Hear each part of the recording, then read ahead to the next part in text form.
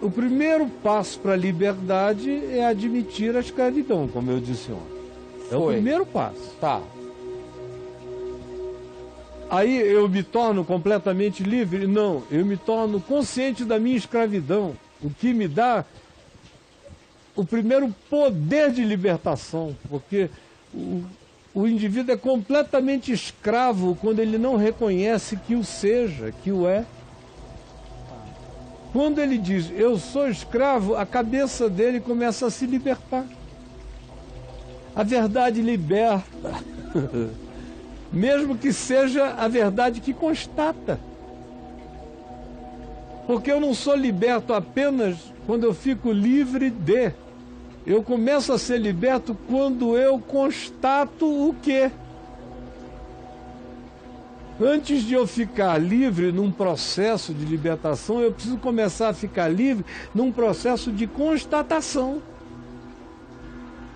Que se eu não me constatar escravo e nem identificar a variedade de escravidões que me dominam, eu não tenho nem por onde começar. Na alienação não existe libertação. Por isso é que Jesus usa a palavra conhecereis. Porque a liberdade pressupõe um conhecimento. E o primeiro conhecimento é autoconhecimento, é conhecimento de si mesmo. Eu sou escravo. Aí inicia uma viagem, porque agora eu começo a ver do que eu sou escravo.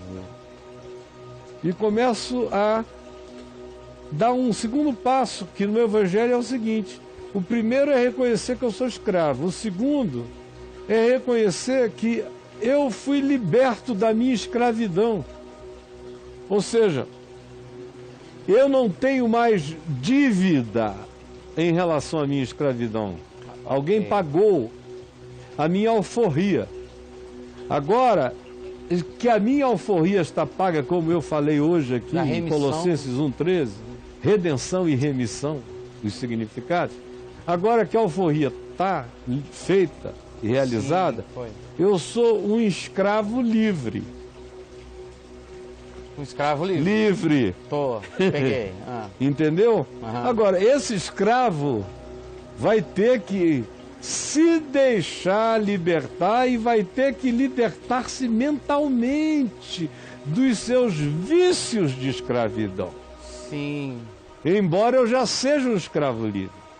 Mas eu sou um escravo que tem a porta aberta, as cadeias caíram, quebraram, caíram de mim. Não tem mais nada me prendendo de fora para dentro. E eu tenho acesso ao que seja a liberdade. Ok. Mas o problema é que a minha mente ainda é mente de escravo. E a mente de escravo é viciada em escravidão. Na condição que ele vivia. Assim como eu li hoje aqui no livro, somos viciados em dor e sofrimento. Somos viciados em escravidão. Somos viciados em impossibilidade. Tem gente que sente até orgulho daquilo que diz que não consegue. Ou seja, é o cara que diz, olha, eu não consigo ver uma vagina e não pegar. E ele fala isso como quem diz assim, eu não consigo me autocoroar com essa glória.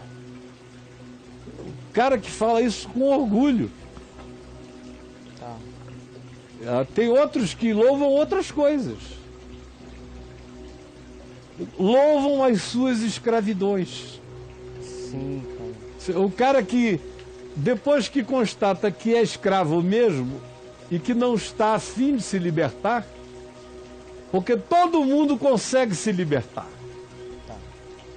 Mas o cara não está afim, é preciso querer ser curado, é preciso querer ser liberto, é preciso querer libertar-se.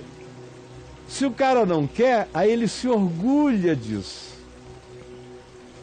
É o cara que fuma um baseado há 70 anos E diz que não tem nenhuma dependência. Que nunca viciou. Nunca viciou, porque fumou todo dia e está aqui.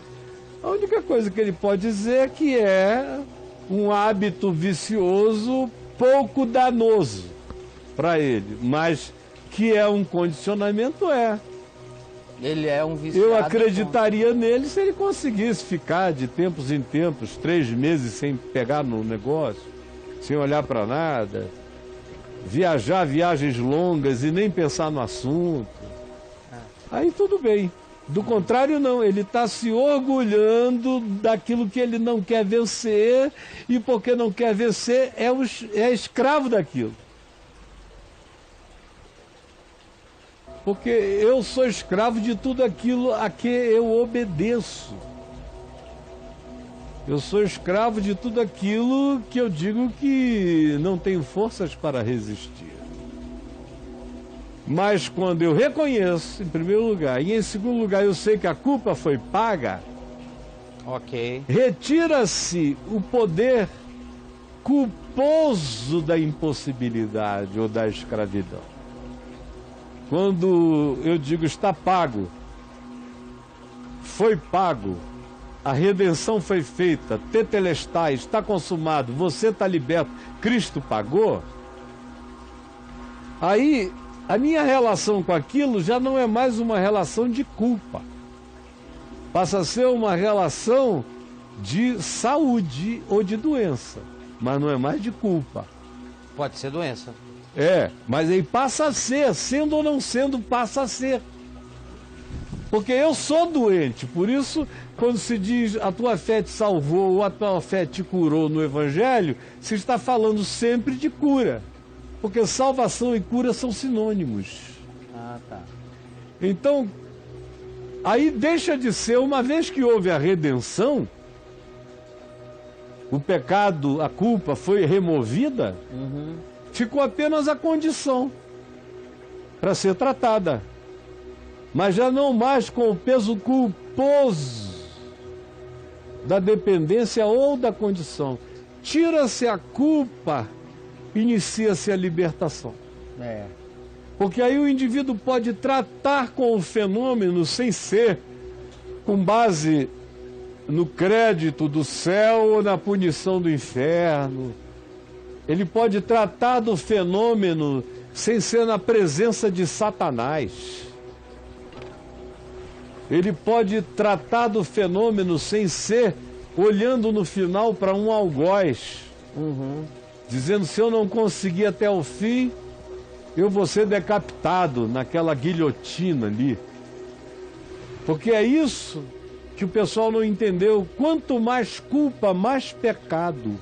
É o que Paulo ensina aos romanos e aos gálatas, em todo lugar. Quanto menos culpa, menos pecado. De modo que aonde não há lei, não há pecado. E o que o Evangelho faz? A lei é real, mas ela tira a condenação da lei de cima de você. Em Cristo Jesus eu sou livre da condenação da lei. A lei é real, a lei mostra como eu sou doente e enfermo na minha carne. Só que a lei prometia que para essa enfermidade haveria uma punição. Aí vem Cristo, tira a punição e me deixa livre para tratar da minha condição. Ai, ai, ai, que fantástico, fantástico. E aí, uma vez que eu trato da minha condição já me sabendo perdoado, isso, eu não tenho mais a compulsão transgressiva que nasce da culpa. Porque eu já estou perdoado, portanto a culpa perde o seu poder compulsivo de bombear. A culpa é o coração do pecado em mim. Olha isso. Aí isso foi parado, foi estancado. O fluxo sanguíneo de angústia culposa para de irrigar o meu ser. E eu vou ficando cada vez mais livre para lidar exclusivamente com a minha condição. Para me entender meu pai, entender minha mãe, me entender em relação a meu pai, minha mãe, me entender em relação ao mundo, me entender em relação aos meus traumas, me entender em relação às minhas propensões sejam elas genéticas, sejam elas psíquicas, sejam elas espirituais. Eu começo, mas isso já não tem nada a ver com se eu conseguir eu vou para o céu, se eu não conseguir eu vou para o inferno. Eu já consegui, eu já estou sentado nos lugares celestiais em Cristo, eu estou livre e em paz para me ver, para me tratar, para me melhorar, sem medo, sem angústia nenhuma. E isto é que é a boa nova. A grande boa nova é essa, não é nenhuma magia, é a grande psicologia perene, que deixa você sem tormentos para tratar da sua condição na presença de Deus e da vida.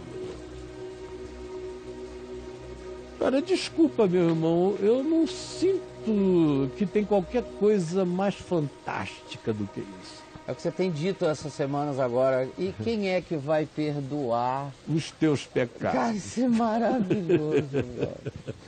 E ontem eu pedi a oportunidade de falar uma frase. Eu estava num contexto que eu tinha que ter lembrado disso e eu me esqueci. Quem é que vai perdoar Os teus pecados. os teus pecados? Porque elabora, né? É. Aí vem com tudo, né?